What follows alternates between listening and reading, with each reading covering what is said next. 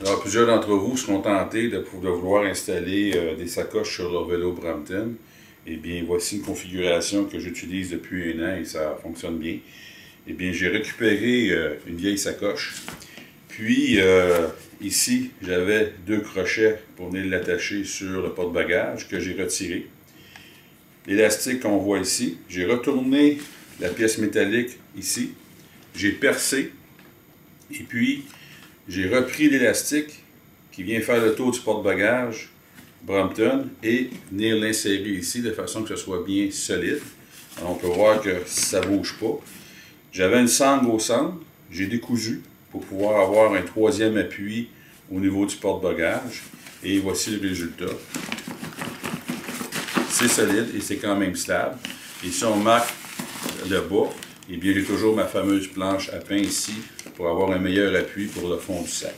Alors c'est un sac que je vais utiliser pour aller faire le marché.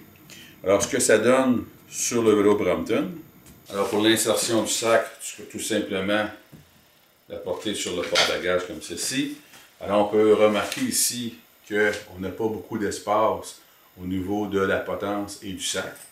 Cependant, il y a un léger frottement, mais quand même, on peut tourner, ce qui nous permet d'aller au marché. Mais pour des longues distances, ce n'est pas la position vraiment idéale. Il va falloir voir une autre solution.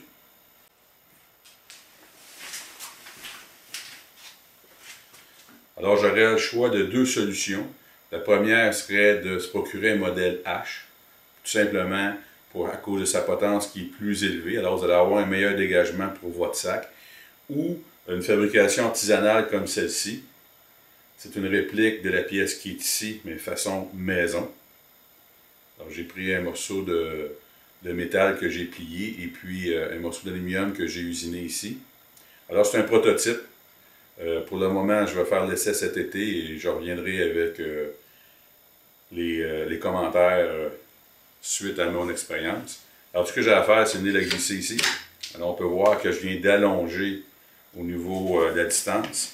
Puis je viens glisser et j'obtiens un meilleur dégagement au niveau de mes poignets.